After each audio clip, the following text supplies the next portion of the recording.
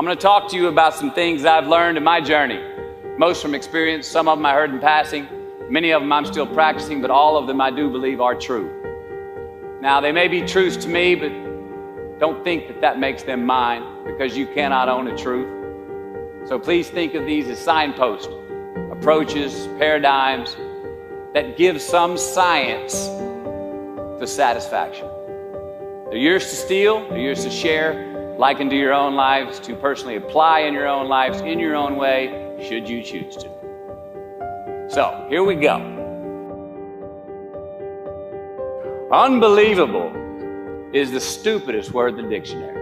It should never come out of our mouths. Think about it. To say, oh wow, what an unbelievable play.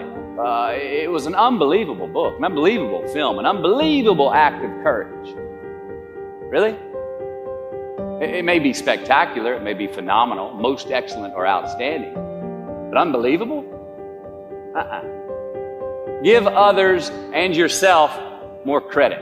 It just happened. You witnessed it. You just did it. Believe it. Give your obstacles credit.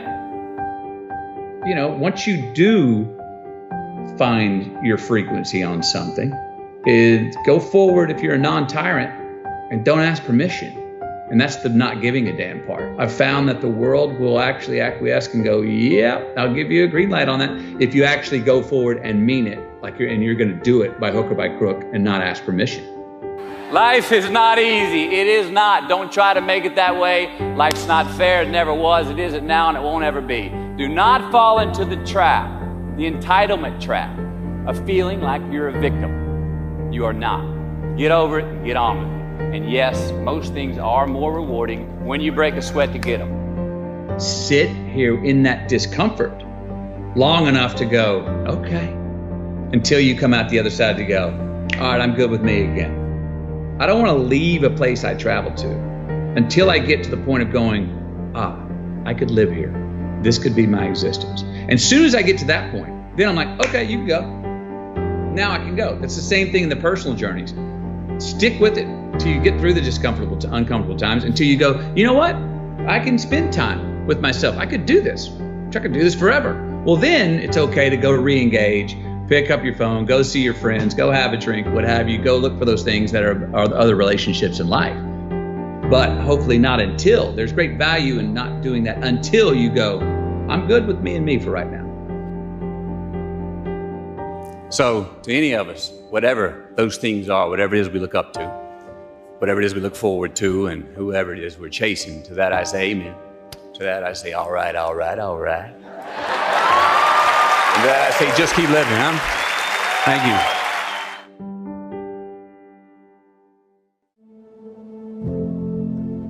you. See, happiness is an emotional response to an outcome. If I win, I will be happy. If I don't, I won't. It's an if-then, cause and effect, quid pro quo standard that we cannot sustain because we immediately raise it every time we attain it. See, happiness demands a certain outcome. It is result reliant. And I say, if happiness is what you're after, then you're going to be let down frequently and you're going to be unhappy much of your time. Joy, though, joy is a different thing. It's something else. Joy is not a choice. It's not a response to some result. It's a constant.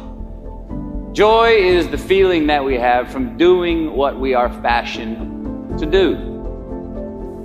It is just as important where we are not as it is where we are. Look, the first step that leads to our identity in life is usually not, I know who I am. I know who I am. That's not the first step. The first step's usually, I know who I am not.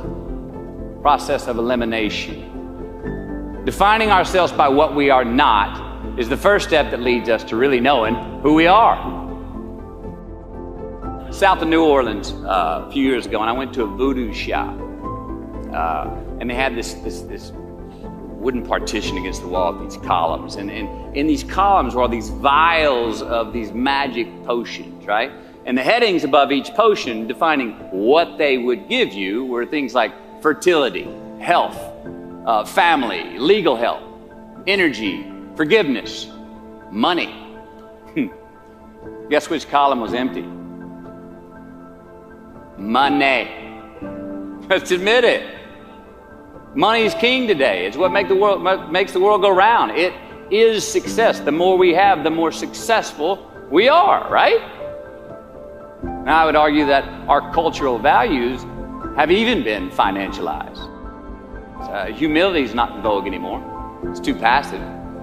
It's a get-rich-quick on the internet, richest 15 minutes of fame world that we live in, and we see it every day. But we all want to succeed, right? So the question that we got to ask ourselves is what success is to us, what success is to you. Is it more money? That's fine. I got nothing against money. I don't. Maybe it's a healthy family. Maybe it's a happy marriage. Maybe it's to help others, to be famous, to be spiritually sound, to leave the world a little bit better place than you found it. Continue to ask yourself that question. Now, your answer may change over time, and that's fine. But do yourself this favor. Whatever your answer is, don't choose anything that will jeopardize your soul. Prioritize who you are, who you want to be, and don't spend time with anything that antagonizes your character. Don't drink the Kool-Aid, man. It tastes sweet, but you will get cavities tomorrow, all right? Life is not a popularity contest. Be brave, take the hill, but first answer that question, what's my hill?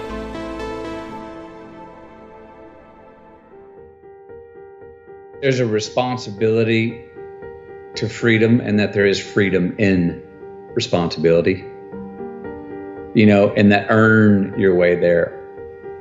We remember the stuff we earn, the stuff we experience, more than what the teacher tells us or what someone gives us for free.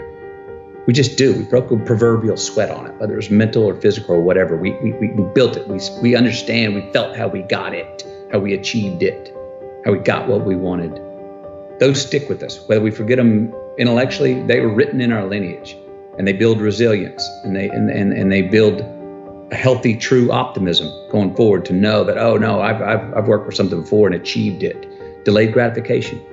Oh, there are choices I can make today for myself that will pay me back later in life. So there are choices we make. If you're going to say right now, I'm going to lie, cheat, and steal to get what I want, and I got it.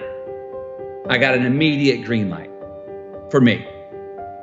That's just a battery-powered green light. That's not a solar-powered green light. Why?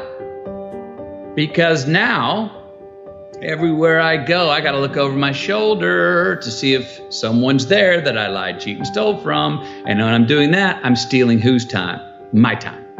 I'm not free. I don't have the freedom. I didn't create freedom in my future because I chose to make an irresponsible act that I left crumbs.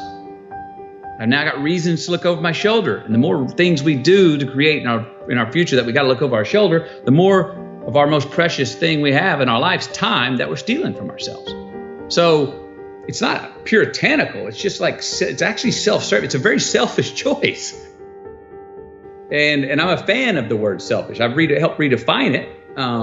But I believe that there are selfish choices we can make that are the most selfless, that there are selfless choices that we can make that are the most selfish choices. Those two are not a contradiction, and we see them that way. Responsibility is appreciation of a past. It's building of a lineage. It's investing in ourselves. It's investing in something we started to build yesterday that we want to take into tomorrow. There's a response that gives us freedom. So be brave, have courage, and when you do, you get stronger, you get more aware, you get more respectful of yourself and that which you fear.